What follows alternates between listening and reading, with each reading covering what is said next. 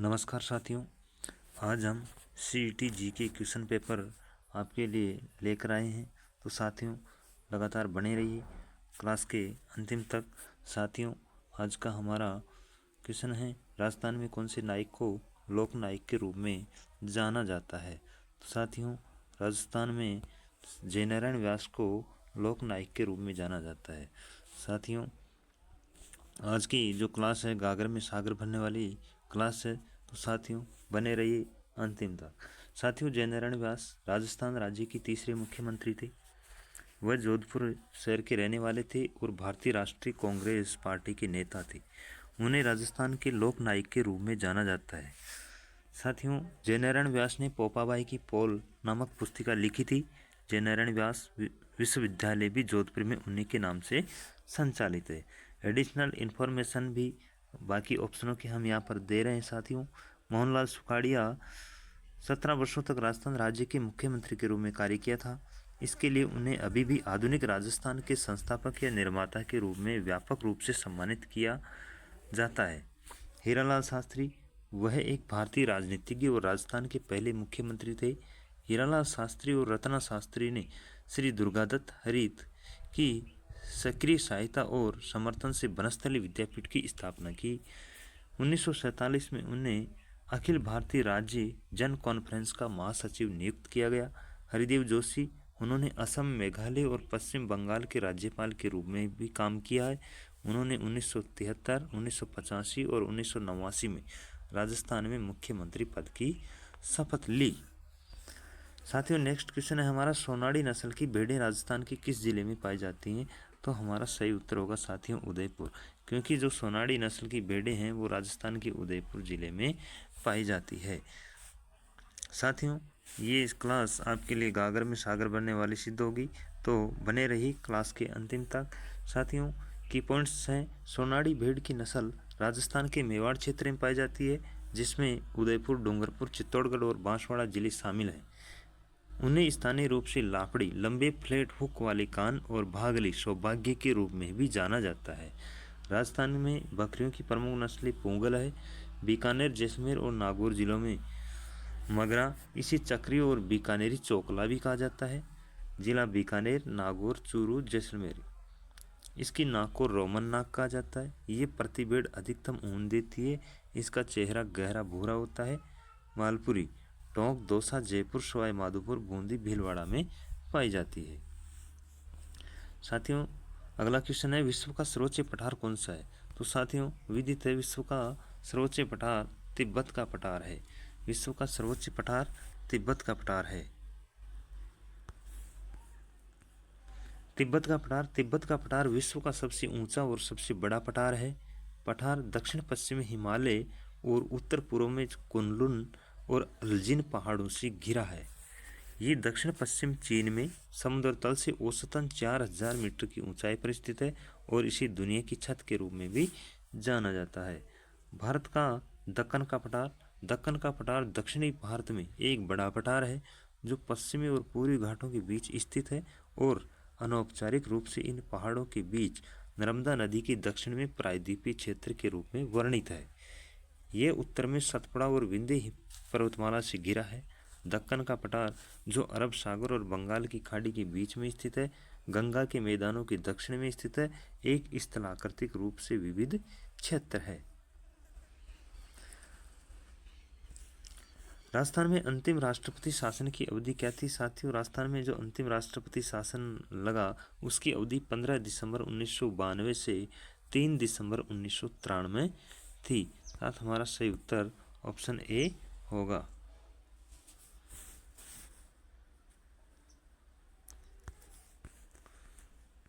राजस्थान में अंतिम राष्ट्रपति शासन का कार्यकाल 15 दिसंबर 1992 से 3 दिसंबर 1993 है। राजस्थान में 4 बार राष्ट्रपति शासन लगाया जा चुका है। राजस्थान में चौथा राष्ट्रपति शासन लागू करने का कारण विधानसभा में बहुमत के समर्थन का उपयोग लेने वाले भैरों सिंह शेखावत के बावजूद सरकार को बर्खास्त कर दिया गया। राजस्थान में चौथा राष्ट्रपति शासन लगाने के समय मेरी चेन्ना रेड्डी राजस्थान के राज्यपाल थे। प्रथम जो राष्ट्रपति शासन लगा 13 मार्च 1967 से 26 अप्रैल 1967 44 दिन चुनाव के अनिश्चित परिणाम के कारण ये राष्ट्रपति शासन लगा। दूसरा राष्ट्रपति शासन 29 अप्रैल 1977 से 22 जून 1977 54 दिन हरिदेव जोशी को विधानसभा में बहुमत का समर्थन मिलने के बावजूद सरकार बर्खास्त कर दी गई थी, इस कारण से राष्ट्रपति शासन लगा। तीसरा राष्ट्रपति शासन 16 फरवरी 1980 से 6 जून 1980 111 दिन का शासन लगा। विधानसभा में भैरों सिंह शेखावत को बहुमत का समर्थन मिलने के बावजूद सरकार बर्खास्त कर दी गई। और चौथा व अंतिम जो राष्ट्रपति शासन राजस्थान में लगा 15 दिसंबर 1992 से 3 दिसंबर 1993 354 दिन लगा। विधानसभा में भैरों सिंह शेखावत को बहुमत का समर्थन मिलने के बावजूद सरकार बर्खास्त कर दी गई। भारत में राष्ट्रपति शासन राज्य सरकार का निलंबन और एक राज्य में प्रत्यक्ष केंद्र सरकार का शासन लागू करना है। भारत के संविधान के अनुच्छेद 356 के तहत यदि कोई राज्य सरकार संवैधानिक प्रावधानों के अनुसार कार्य करने में असमर्थ है तो केंद्र सरकार राज्य मशीनरी का सीधा नियंत्रण ले सकती है। इस प्रकार का संवैधानिक विफलता का अनुच्छेद 356 है। साथियों, नेक्स्ट क्वेश्चन है वीर भारत सभा की स्थापना की। तो वीर भारत सभा की स्थापना केसरी सिंह बारट के द्वारा की गई।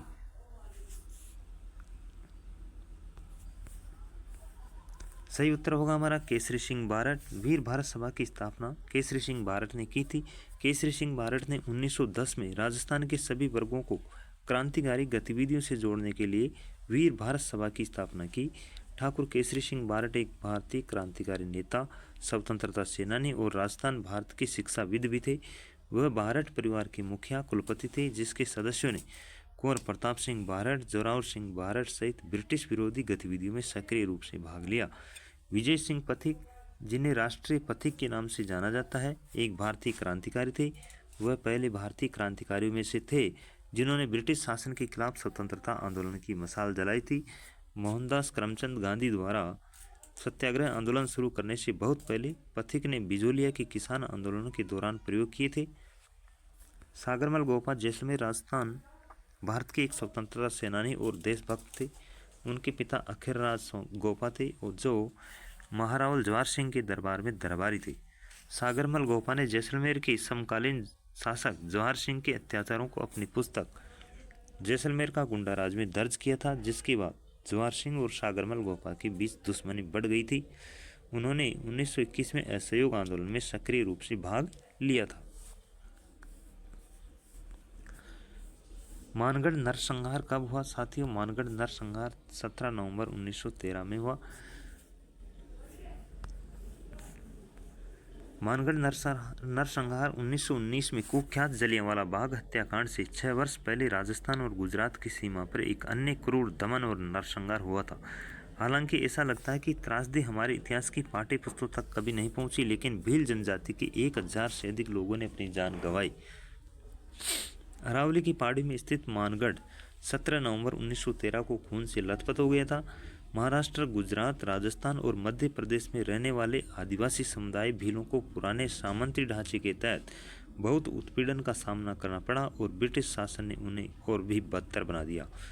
20वीं शताब्दी की शुरुआत तक भील विशेष रूप से राजस्थान और गुजरात में ज़्यादातर बंधुआ मजदूर के रूप में काम करते थे। दक्कन और बॉम्बे प्रेसिडेंसी में 1899 से 1900 की महान अकाल ने 6 लाख से अधिक पीड़ितों का दावा किया और आदिवासी सबसे बुरी तरह प्रभावित थे। बांसवाड़ा और संतरामपुर जैसी रियासतें विशेष रूप से सूखे से प्रभावित थी। भील जनजाति छत्तीसगढ़, गुजरात, कर्नाटक, मध्य प्रदेश, महाराष्ट्र, आंध्र प्रदेश और राजस्थान में रहने वाले सबसे बड़े आदिवासी समूह से एक है। भील अपने स्थानीय भूगोल के बारे में गहन ज्ञान के साथ उत्कृष्ट धनुर्धारियों के रूप में भी जाने जाते हैं। परंपरागत रूप से गुरिल्ला युद्ध के विशेषज्ञ भी हैं। उनमें से अधिकांश आज किसान और खेतिहर मजदूर हैं। वे कुशल मूर्तिकार भी है। भील महिलाएं पारंपरिक साड़ी पहनती है, जबकि पुरुष लंबा कुर्ता और पजामा पहने होते हैं। स्त्रियां चांदी, पीतल से बने भारी आभूषणों के साथ मनकों की माला और चांदी के सिक्के, कान की बाली भी पहनती है। कौन सा आभूषण अंग सुमेलित नहीं है साथियों? मुंदरी अंगुली में पहनी जाती है, टड्डा बाजू में पहना जाता है, नेवरी पैर में और रमजोल पैरों में पहनी जाती है। तो हमारा सही उत्तर यहाँ पर रमजोल कमर में नहीं पहना जाता, ये पैरों में पहना जाने वाला आभूषण है। सांकली सिर में पहनी जाती है, टड्ढा भुजा में और मुंदरी अंगुलियां में, नेवरी पाँव में, रमझोल पाँव में पहनी जाती है। साथियों बंगड़ी राजस्थानी महिलाओं द्वारा पहने जाने वाली 2 चूड़ियों का एक सेट होता है जिसे बंगड़ी कहते हैं। और बंगड़ी चूड़ियों में एक मोटी लाल परत होती है और चूड़ियों को ढकने वाला एक छोटा गोल सोने का फलाव होता है। तिमणिया बिना कटे हीरों का ये चोकर सेट राजस्थान में पसंदीदा गहनों में से एक है। कणकती कमर पर पहने जाने वाला प्रमुख आभूषण है। ये हर तरफ से ढका हुआ होता है। इसके साथ छोटी छोटी घंटियां जुड़ी होती है। कंदोरा मेखला के नाम से भी इसे जाना जाता है। दूसरा नाम कंकटी या कमरकंठी भी है। सांकली ये ठोस उच्च ग्रेड चांदी से बना होता है। प्रधानमंत्री कुसुम योजना के तहत भारत में पहला सौर ऊर्जा संयंत्र स्थापित किया गया। साथियों प्रधानमंत्री कुसुम योजना के तहत भारत में पहला सौर ऊर्जा संयंत्र भालोजी गांव जयपुर में स्थापित किया गया। प्रधानमंत्री कुसुम योजना के तहत पहला सौर ऊर्जा संयंत्र भारत में भालोजी जयपुर में स्थापित किया गया। ये प्रधानमंत्री किसान ऊर्जा सुरक्षा तक उत्थान महाभियान कुसुम योजना के पहले चरण के तहत राज्य में 722 मेगावाट क्षमता उत्पन्न करने के लिए RRECL द्वारा चुनी गई 623 कृषि आधारित सौर परियोजनाओं में से पहली भी है।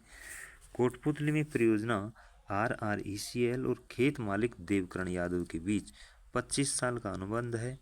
अनुबंध पर 2 सितंबर 2020 को हस्ताक्षर किए गए थे और इस परियोजना को लगभग 3.7 करोड़ रुपए के निवेश के साथ विकसित किया गया है। चालू परियोजना से प्रतिवर्ष 17 लाख यूनिट बिजली पैदा होने की उम्मीद है, जिसे राजस्थान विद्युत वितरण निगम लिमिटेड द्वारा 3.14 रुपये प्रति यूनिट की दर से खरीदा जाएगा। इससे किसान को करीब 50 लाख रुपए की सालाना आमदनी होगी। किसानों को सौर ऊर्जा उत्पन्न करने में मदद करने के लिए केंद्र द्वारा कुसुम योजना शुरू की गई थी। किसानों को उनकी कम उत्पादक या बंजर भूमि से राजस्व उत्पन्न करने में मदद करने के लिए RRECL राज्य में इस योजना को लागू कर रहा है। प्रधानमंत्री किसान ऊर्जा सुरक्षा और उत्थान महाभियान योजना भारत सरकार द्वारा किसानों की आय बढ़ाने और सिंचाई के लिए स्रोत प्रदान करने और कृषि क्षेत्र को डीजल से मुक्त करने के लिए शुरू की गई थी। प्रधानमंत्री कुसुम योजना को मार्च 2019 में प्रशासनिक मंजूरी मिली और जुलाई 2019 में दिशा निर्देश तैयार किए गए। किस भारतीय राज्य को 5 नदियों की भूमि के नाम से जाना जाता है? साथियों भारतीय राज्य पंजाब को 5 नदियों की भूमि के नाम से जाना जाता है। भारतीय राज्य पंजाब को 5 नदियों की भूमि के रूप में जाना जाता है। पंजाब में 5 नदियां व्यास, चिनाब, झेलम, रावी, सतलुज है। पंजाब की राजधानी चंडीगढ़ में मुख्यमंत्री भगवंत मान दिसंबर 2024 तक है। राज्यपाल बनवारीलाल पुरोहित ये पीछे थे, दिसंबर 2021 तक थे। राज्य पशु काला हिरन, राज्य पक्षी बाज है, राज्य वृक्ष शीशम है, राज्य पुष्प ग्लेडियोलस है। नदी और उद्गम स्थल है सतलुज कैलाश पर्वत तिब्बत से उद्गमित होती है। रावी हिमाचल प्रदेश का चंबा जिला से उद्गमित होती है। व्यास हिमाचल प्रदेश से उद्गमित होती है। चिनाब हिमाचल प्रदेश से। झेलम पीर पंजाल की तलहटी में स्थित वेरीनाग स्प्रिंग से उद्गमित होती है। साथियों सुमेलित करना है। भिलाई छत्तीसगढ़ में,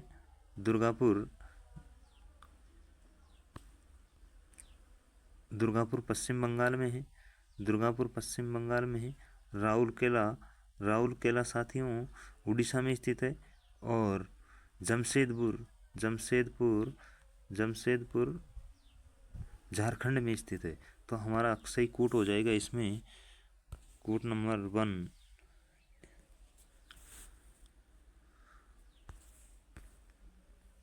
भिलाई छत्तीसगढ़, दुर्गापुर पश्चिम बंगाल, राउरकेला उड़ीसा, जमशेदपुर झारखंड में। इसके अलावा अतिरिक्त जानकारी हमारे द्वारा दी जा रही है।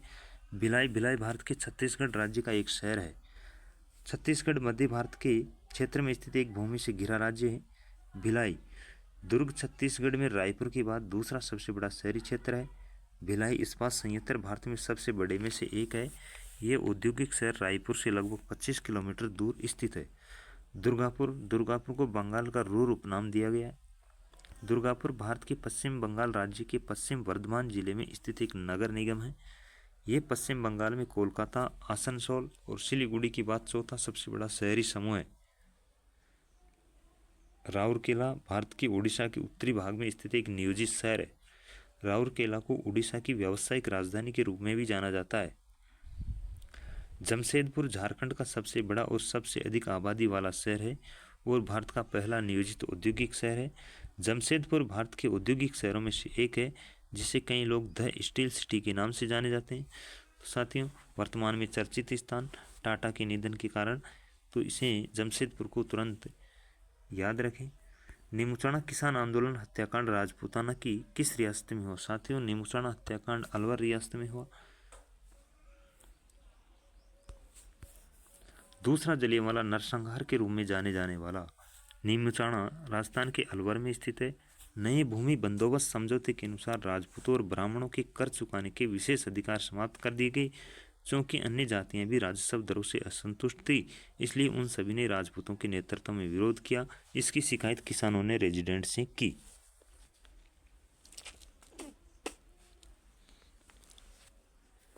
सेना कमांडर छज्जू सिंह के आदेश पर राजस्व दरों पर चर्चा करने के लिए उमड़ी भीड़ पर राज्य की सेना ने अचानक फायरिंग शुरू कर दी। लगभग 156 लोग मारे गए और 600 घायल हो गए। अखबार रियासत ने इस घटना की तुलना जलियांवाला बाग हत्याकांड से की। 13 अप्रैल 1919 को सैफुद्दीन किचलू और सत्यपाल की गिरफ्तारी के विरोध में अमृतसर के जलियांवाला बाग में लोग जमा हुए थे। जलियांवाला बाग हत्याकांड या अमृतसर नरसंहार तब हुआ जब कई ग्रामीण बैसाखी के जश्न के लिए पार्क में एकत्रित हुए। इकट्ठा करने वाले दो राष्ट्रीय नेताओं सत्यपाल और सैफुद्दीन किचलू की गिरफ्तारी और निर्वासन का भी शांतिपूर्ण विरोध करना चाहते थे।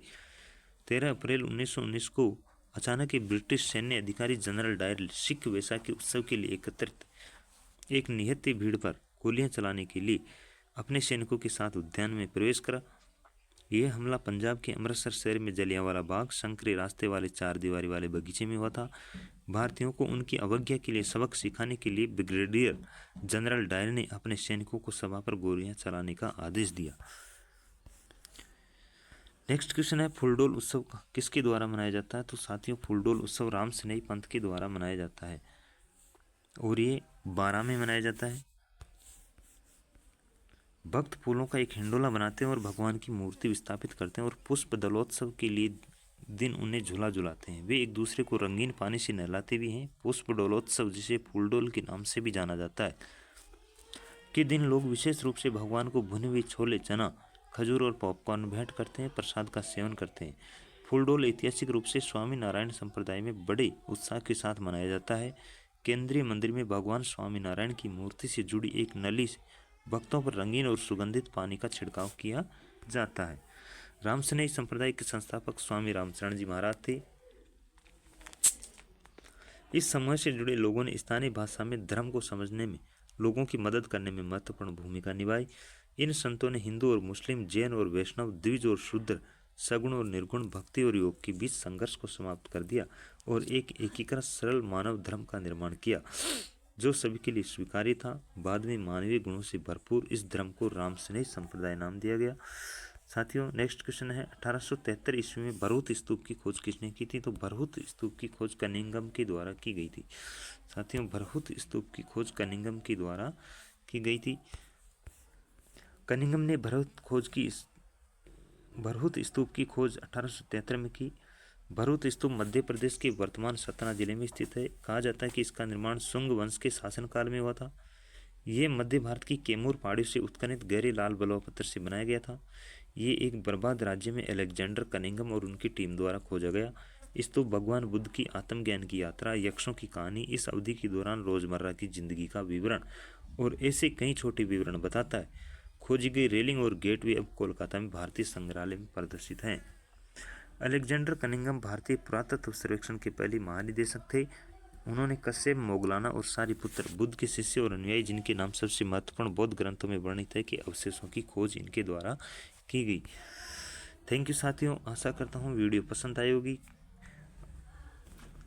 दोस्तों वीडियो को लाइक शेयर और सब्सक्राइब करें और अपने सुझाव कमेंट बॉक्स में दें। धन्यवाद। राम राम सा।